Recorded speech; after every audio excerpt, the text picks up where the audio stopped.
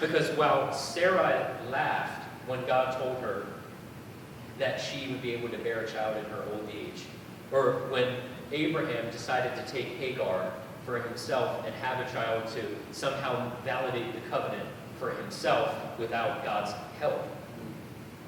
When these things happen, God not only continues to provide for them, but he provides more than they ever needed because he decides to also provide for the mistakes that they make.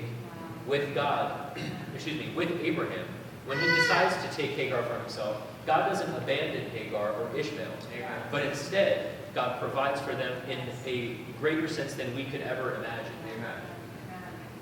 When God's authenticity is questioned, he makes sure to fulfill every promise, provide for every need, and then some. And he continuously displays himself as the one true God.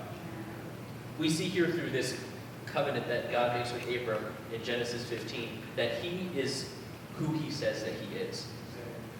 But what is a greater way to know he is who he says he is than at the burning bush in Exodus chapter 3, when God names himself, I am who I am. When Moses is at the burning bush, he asks God what he should say to Israel when they ask for God's name.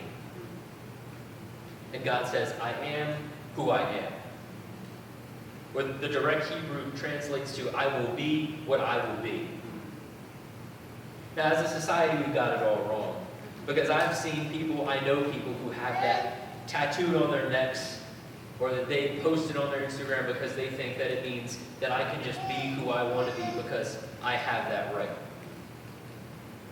But they couldn't be further from the truth. That couldn't be further from what God intended to mean with such an important name as I am.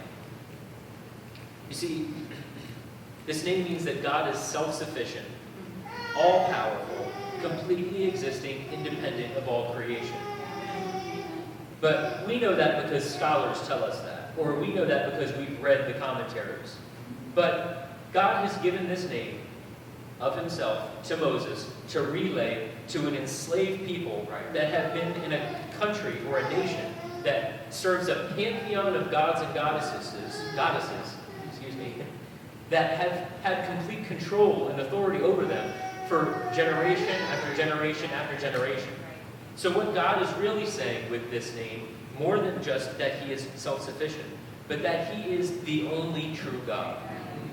God is identifying himself amidst the sun god and the god of the Nile River and the god of the livestock and the crops that the Israelites have to support the Egyptians in day after day. God is saying that it is him who his people can look for their ultimate deliverance.